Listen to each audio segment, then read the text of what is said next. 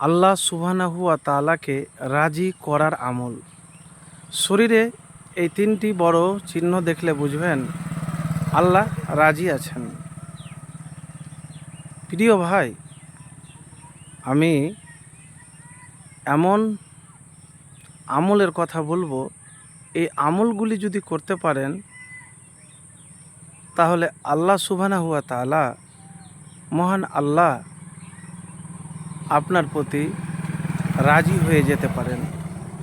আল্লাহকে রাজি করানোর জন্য কিছু গুরুত্বপূর্ণ আমল হলো ফরজ এবাদত যথাযথভাবে পালন করা, বেশি বেশি নফল এবাদত করা, যেমন জিকির করা, দোয়া করা, তওবা নিয়মিত করা, ইস্তেগফার ৭০ বার বা ১০০ বার, ভালো কাজ করা এবং এছাড়া আত্মীয়তার সম্পর্ক বজায় রাখা, দিনের খিদমত করা, কারো প্রতি বিরূপ ধারণা পোষণ না করা এবং অহংকার পরিহার করা ইত্যাদি কাজের মাধ্যমে আল্লাহকে সন্তুষ্ট করা যায়।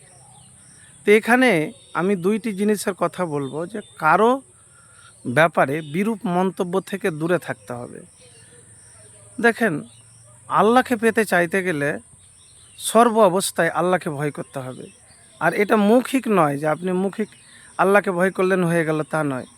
আপনার কাজে, আপনার কথাতে, আপনার চলাতে ফিরাতে এটা যেন প্রকাশ পায়। ধরেন আপনার একটা হঠাৎ বিপদ হয়ে গেল, আপনি নাশুকরিয়া হয়ে গেলেন, ভেঙে পড়লেন, কিন্তু এটা করা চলবে না।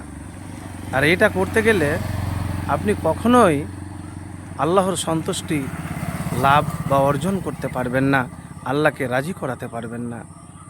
দেখেন, বিপদ মানুষের জীবনেরই একটা অঙ্গ। আর এই বিপদের সময়তে ধৈর্য ধরে কষ্ট করে আল্লাহ সুবহানাহু ওয়া তাআলার প্রশংসা, কৃতজ্ঞতা, তাসবিহ তাহলিল বেশি করতে হবে।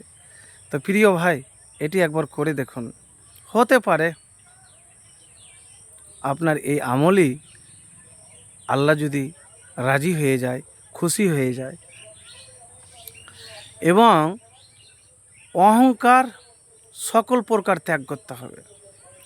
অহংকার মানে মানুষকে তুচ্ছ মনে করা, মানুষকে তুচ্ছ মনে করা।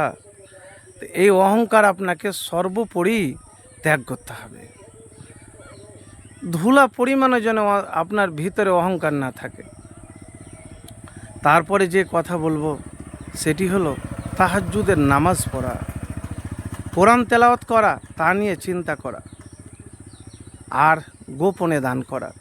তো তার মধ্যে সবচাইতে গুরুত্বপূর্ণ হলো তাহাজ্জুদের নামাজ নিয়মিত আদায় করা। তো প্রিয় ভাই, আল্লাহ যা দিয়েছে, যতটুকুন দিয়েছে, যে অবস্থায় আছেন, আল্লাহ সুবহানাহু ওয়া তাআলার আপনি শুকরিয়া আদায় করুন।